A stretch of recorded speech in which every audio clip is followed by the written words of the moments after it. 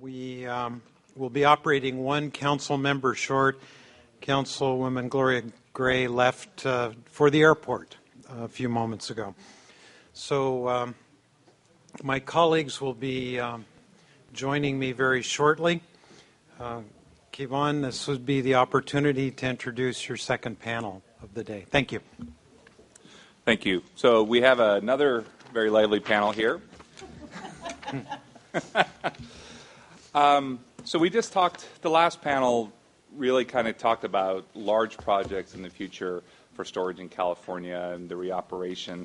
We're going to narrow that focus down and see what we can learn about any local and regional projects. So as Dan mentioned earlier, both the Delta Plan, the Delta Plan did contain a recommendation for a survey to be done for local and regional projects. And there was a November issue paper on storage that also had a recommendation for action for such a survey to occur. The Association of California Water Agencies, in cooperation with California Water Commission and DWR, put together such a panel, and I believe the dates were from February 28th of this year through April 11th. They conducted a survey to see what kind of regional and local storage projects there were, and they got a wide variety of answers. So today we are going to be talking with Sue Sims. She is the Executive Director of the California Water Commission, and Danielle Blassett. She's a Special Projects Manager with Aqua, and that was her survey that we put out. So, great. Welcome. Well, thank you very much, and thank you for including the Water Commission on this panel, as well as I wanted to convey our appreciation for including us in the Interagency Council discussion that took place a couple of weeks ago. We very much appreciate being involved in these discussions and look forward to continuing to work with the Council as well as with your new Executive Director. So maybe I'll set this up a little bit, and then I'll let Danielle talk about some of the responses and the status of the project where we are now. Let me start by saying that the value of this effort, of this project, was very clear from the beginning in response to a couple of things. One, the State Water Action Plan, which was put out earlier this year, has as one of its 10 goals to increase storage capacity in California. And probably as clear as it could possibly be laid out in a single sentence, the bottom line is that we need to expand our state's storage capacity, whether surface or groundwater, whether big or small. Secondly, as if we needed any reminder that we needed to do that this year, sort of punctuated the need to look seriously at things that perhaps had not been part of the general conversation. Third, for the Water Commission, as hopefully most of you know, but it's a body that's been around since the late 50s, but was reconstituted in 2009 legislation. And one of the primary reasons for that had to do with the water bond, and specifically an entity that would begin looking at the public benefits of water projects for purposes of public funding and public financing, and looking at statewide operational improvements, not just a single type of project. So as the Commission has been working over the last couple of years to consider what a competitive grant program would look like, knowing that the dollar amounts and some of the criteria in a final bond may actually change, this conversation about other types of projects than perhaps we all had at the top of our list of things that we were aware of became increasingly important. So it brings us to this project. You asked us to partner with you and some other agencies, and I think it was a great idea because it gives us an opportunity to capture information based on the observed successes that we've seen of local projects that have actually planned and permitted and built projects, and to have the discussion about how we add value to system and how we increase collaboration between state agencies and between local and regional agencies with the big projects that are all on the tip of our tongues, as well as with some that we may not be familiar with at this point.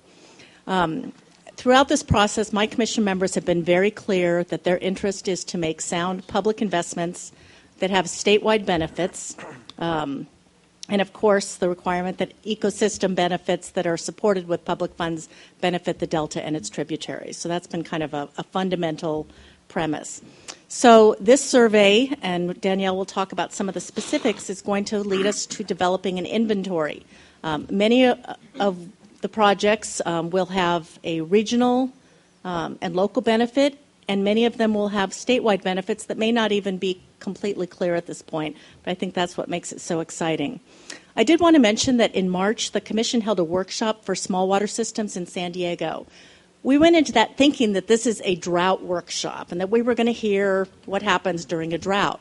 Well, interestingly enough, while we did hear some of that, mostly what we heard is these are challenges and opportunities regardless of the water year type. And you, Commission, you, State, ought to be looking at how you can leverage involvement and leverage investment in these smaller projects, not only to help increase our local and regional water quality, water supply reliability, but the benefits that they would have statewide. Next month, we are headed up to Auburn. We're going to meet with about 100 representatives, working with the Mountain Counties Water Resources Association, the Sierra Nevada Conservancy, and a couple other organizations. And I suspect we will hear much of the same kind of thing, that small investments leveraged and planned properly not only improve water supply reliability for small communities, but for the region and for water quality and water supply in the Sacramento River and other rivers, in Folsom, in the Delta, and of course statewide. So that's going to be a very interesting conversation. Next steps, clearly this commission has asked this council has asked our commission to develop this inventory, which we plan to do and bring it back in June, to look at next steps, which could include prioritizing, certainly sharing the information with other agencies, figuring out what those next steps are. It's not our commission is not stepping away from potential investments in these bigger storage projects, but I think we see a benefit to looking at the full universe, and with this information for the first time, we will have a much better sense of what's out there, where strategic investments can be made with public dollars, and where state agencies collectively can work to improve water supply reliability and ecosystem benefits throughout the state by working together with a complete set of information. So I think I will leave it at that and let Danielle walk through the actual process that we have partnered with her agency and with others on, and then be happy to answer any questions. Great. Thank you, Sue. Danielle?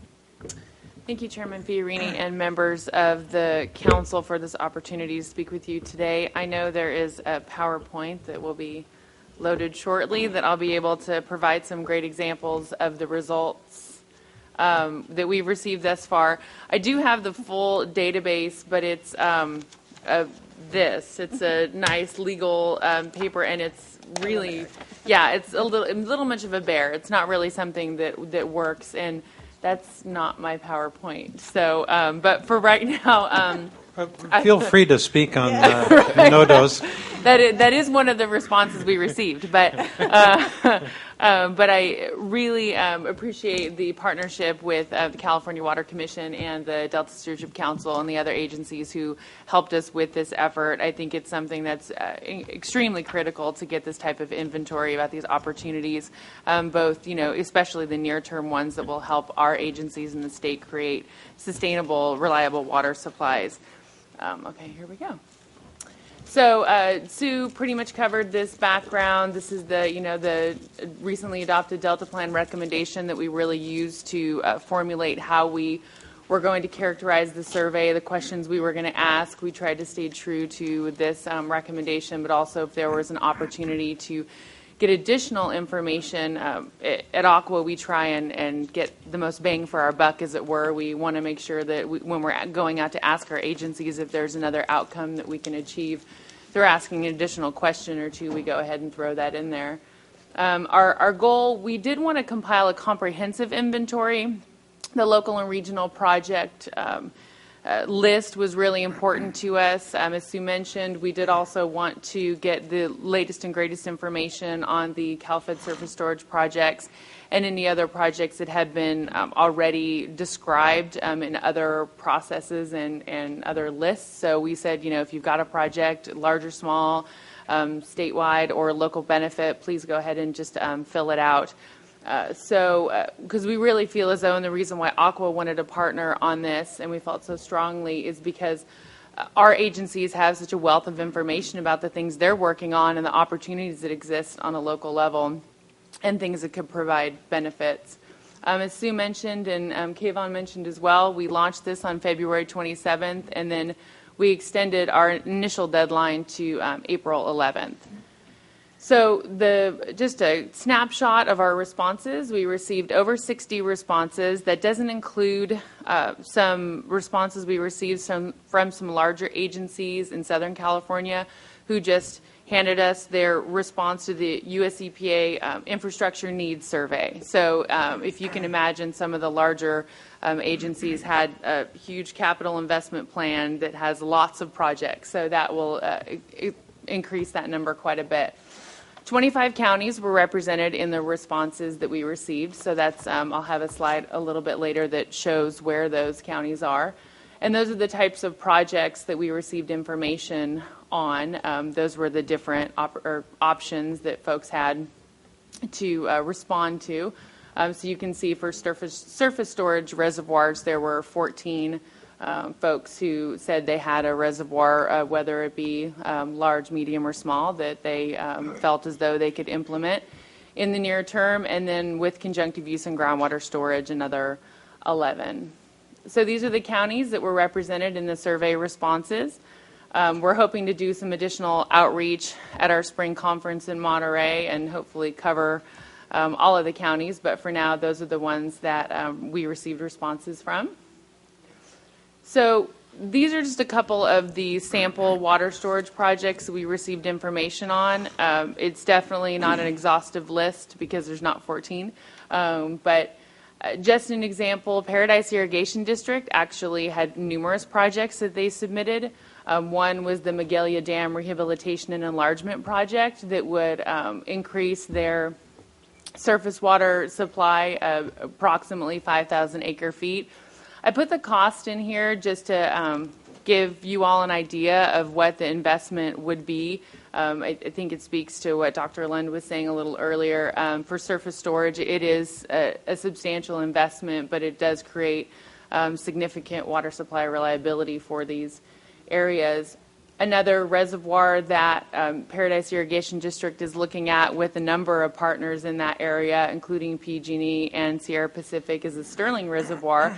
They would be east of Sterling City, 380,000 acre foot reservoir that would be offstream of the Feather River. So that's something that they're hoping to move forward. It's in the early stages, but that's an opportunity for them in that area.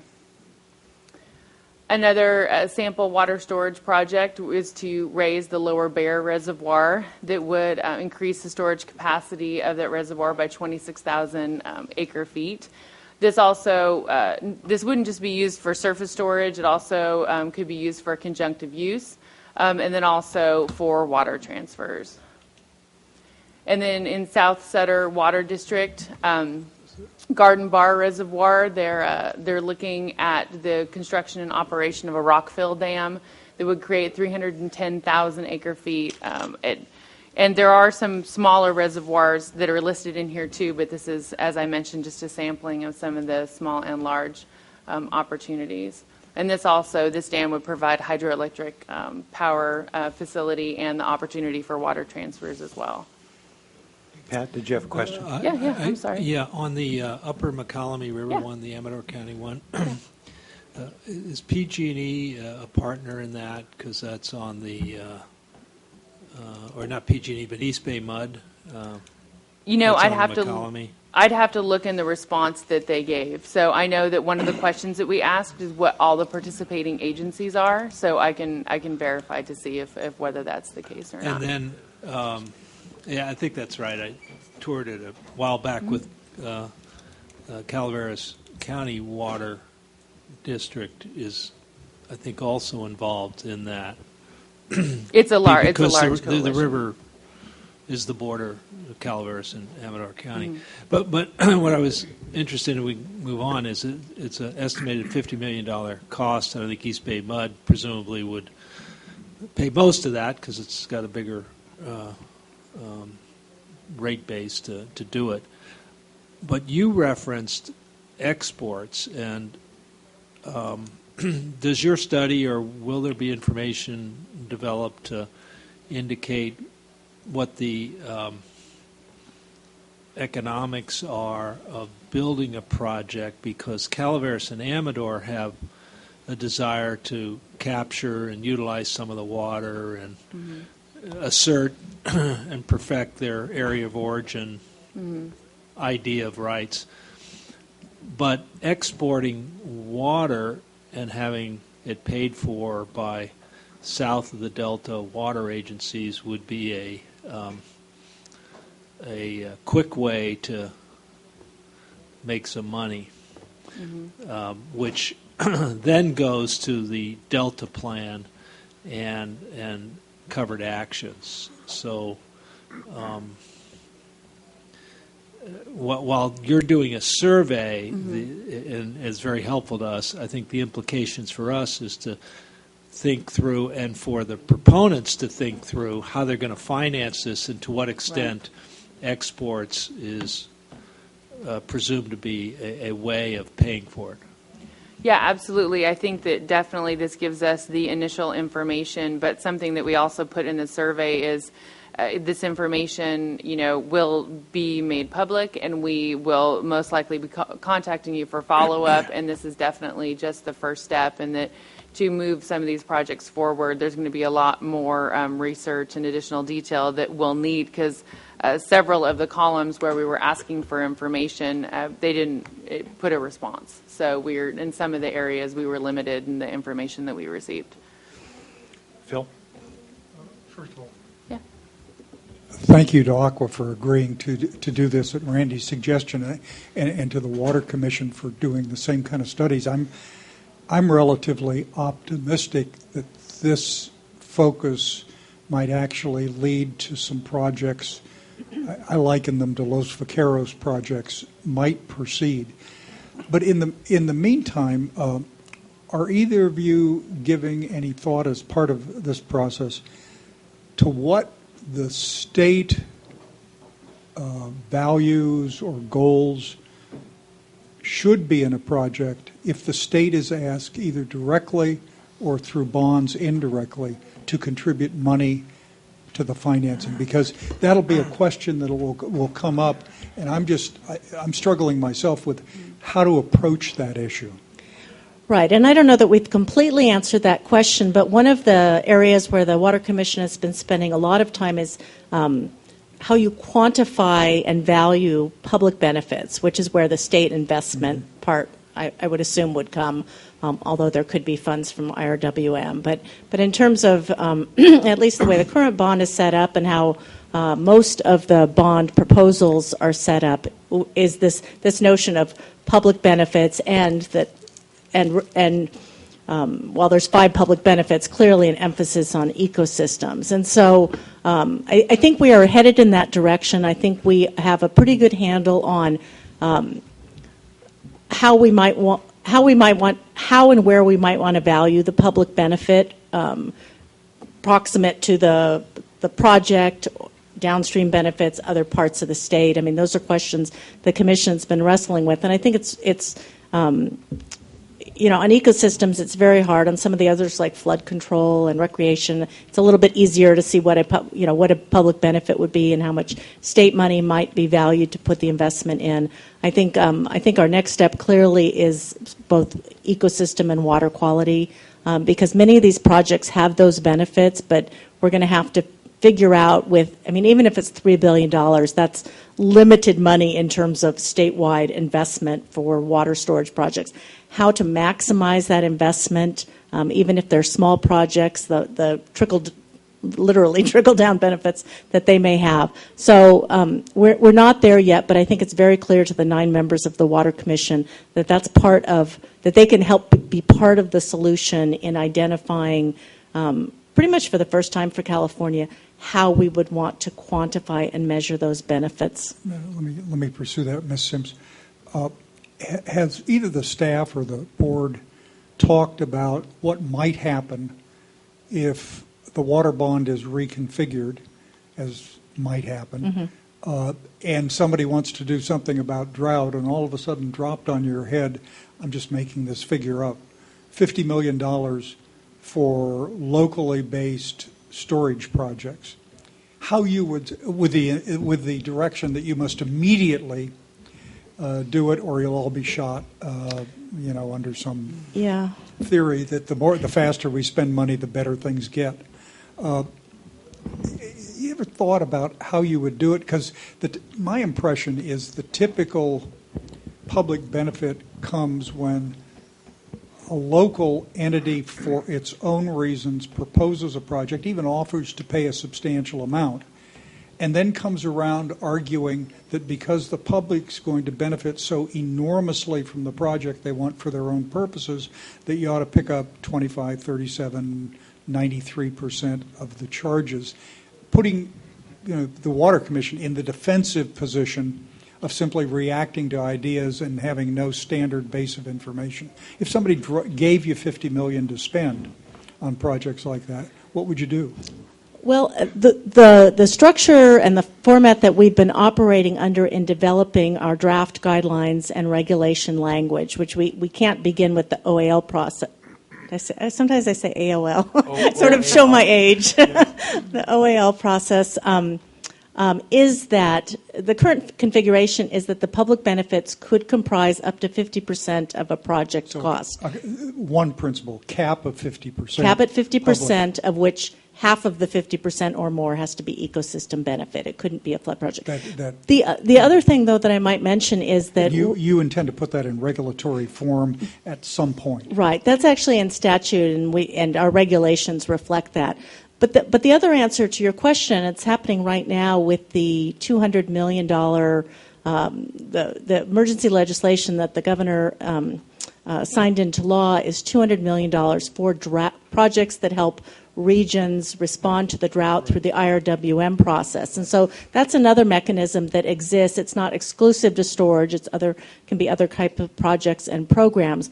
But I think those are they both provide a foundation for maybe different ways to achieve what it is that you're talking about, and at least a framework that I think could be fairly quickly implemented. And keep in mind, I mean, the Commission is it's a small entity. We've got lots of expertise in other agencies and regions and Aqua, and we certainly would not be doing this independently. But I think should that happen, and when and if there's a bond, I think we're poised in a pretty good position to not have to spend years and years of developing framework and having these discussions, because a lot of it has already gone on. So I would hope we'd be in a position to make those investments sooner rather than later.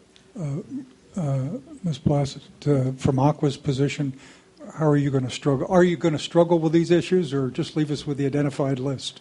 Well, actually, the questions that we asked in the survey included, what are the benefits of the project? Do you have, multiple benefits? I mean, I think those are the, stronger projects are the ones that have the multiple benefits. We also asked if they could quantify the public benefits of the project. Some were like 89% public benefit, so they were very specific on how much.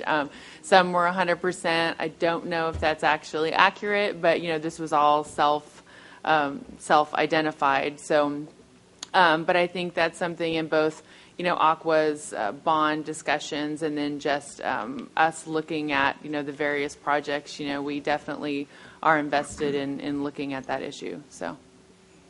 Thank you. Okay, and to continue, also, we did receive responses from Sites Reservoir and Los Vaqueros. I didn't include a lot of details on those because I know those are being covered by other panelists. And then we did also receive other types of projects, information about those, so I wanted to give just a couple examples of those. For Colusa Basin Drainage District, we received information on the South Fork Willow Creek Detention Basin that would capture high flow runoff from South Fork Willow Creek that would help with groundwater recharge, groundwater storage, and then also habitat. This particular project, from what the proponents of the project indicate in their response to the survey, could be moving forward within a year because everything is ready to go, save the funding. So that's the understanding that we have from the survey results. So that could definitely help out in that area. And then this is a groundwater bank that Eastern Municipal Water District is working on. It could potentially provide 60 to 90,000 acre feet of groundwater storage. And they're moving forward on that and hoping to get additional funding to make that happen. And I think that's going to be in the next couple of years. They're hoping to get that, get the phase one started. I think 2016 is their construction date for that. So, and that's a multiple benefit project as well. And then a sample water transfer project. This is actually a regional interconnection project that Inland Empire Utilities Agency has submitted through our survey process that would have interconnections between Monte Vista Water District and Ontario and Chino water systems that would facilitate transfers, groundwater storage, and other multiple benefit project. That cost is actually less than $1 million. So that actually for a water supply reliability project, I think is definitely one that is less of an investment. And then a sample water quality improvement project. We received several responses from MET, of course, as well. And one was the Weymouth Oxidation Retrofit, which would provide ozone disinfection capability at their water treatment plant in Laverne, which for the drinking water treatment requirements that continue to come out from both the state and the U.S. EPA. This is critical and definitely increases the availability of and reliability of water supply.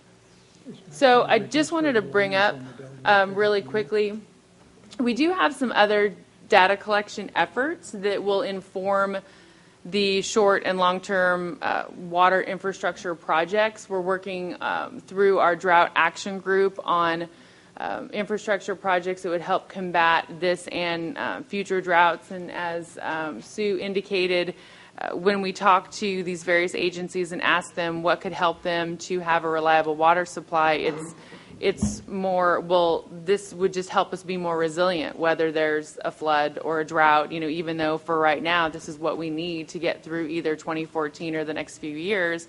This is really something that would help our future water supply reliability. So that's another very substantial database, and the infrastructure investments that are highlighted in that and kind of run the same types of projects as we asked for in this survey. So that report will be submitted to the administration in late May. So that will be another great piece of information that will help inform these types of actions.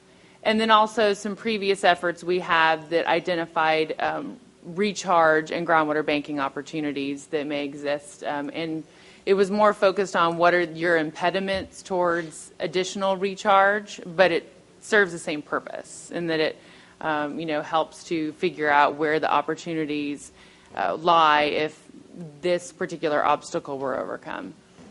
So as far as Aqua is concerned, our next steps, the results that we have from the survey, and we definitely plan on working with the Water Commission to put this survey in a format where we can provide it to the council so that you all can read it without having to spread it on a table about as long as this. So we're going to do our best to get that to you as soon as possible. But it does indicate that multiple local and regional projects could be implemented in the next 5 to 10 years.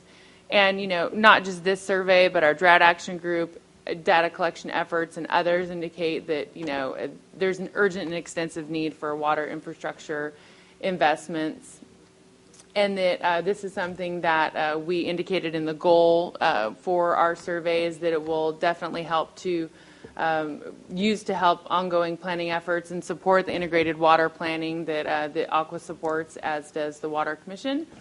We're really hoping to get more results. We aren't satisfied with only 60, so we're going to definitely push at our spring conference, at our various meetings, and we're going to show the map and say, hey, if your county isn't in here, then you better make sure and be represented. And so we want to get as much data as we can, and so we're hoping to get additional responses. We're leaving the survey open so that folks can respond even though the official deadline has passed.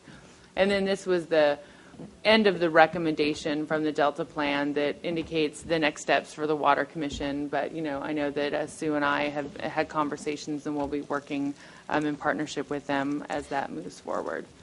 So that's my presentation, and I'm more than happy to answer any questions that you all might have. Questions of the panel? I want to say thank you for doing this. And Danielle, I'm glad to hear that in May you're going to be trying to solicit more responses. I know there's more out there. And particularly if anyone in the water community thought that completing this survey form might be linked to potential funding from a bond at a later date, I would guess that 60 would jump to close to 300. So it's encouraging to me that you got that kind of response, offering no money in exchange for information.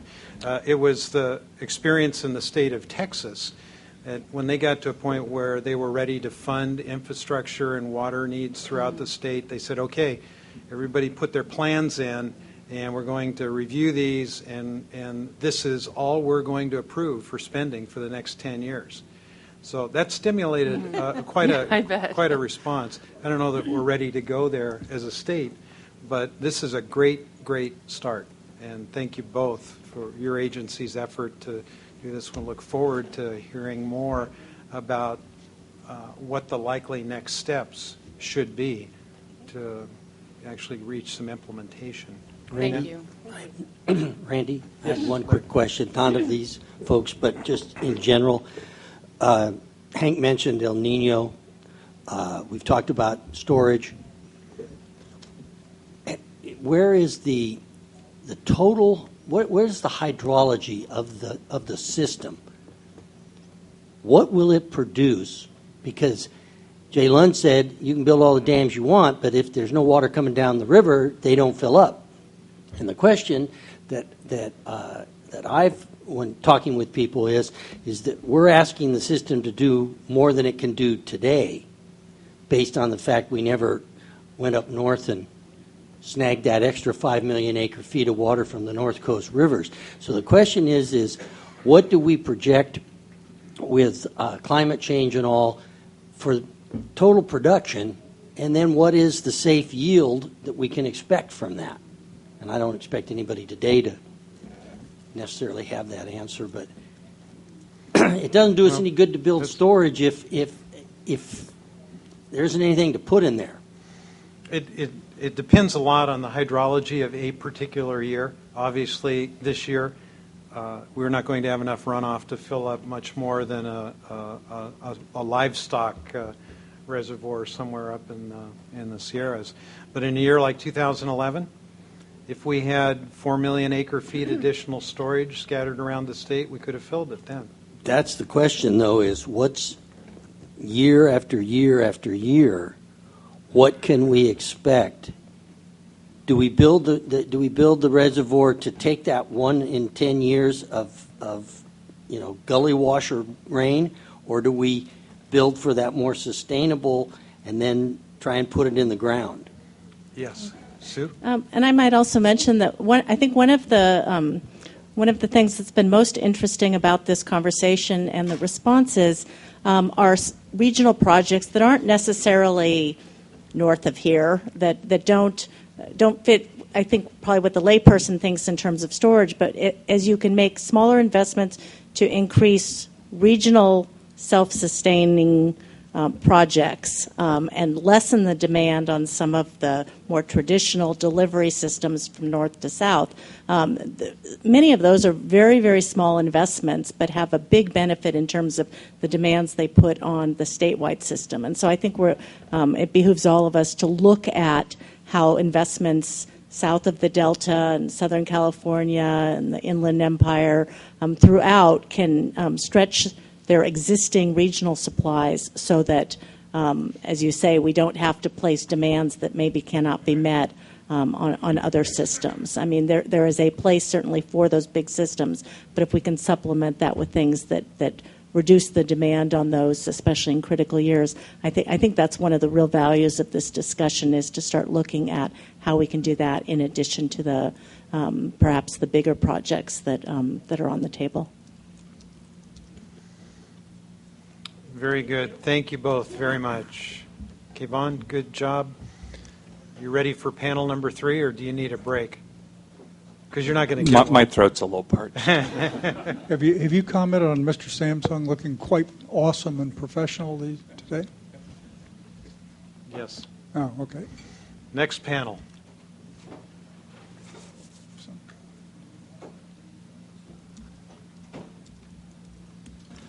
So we're going to go. Yeah,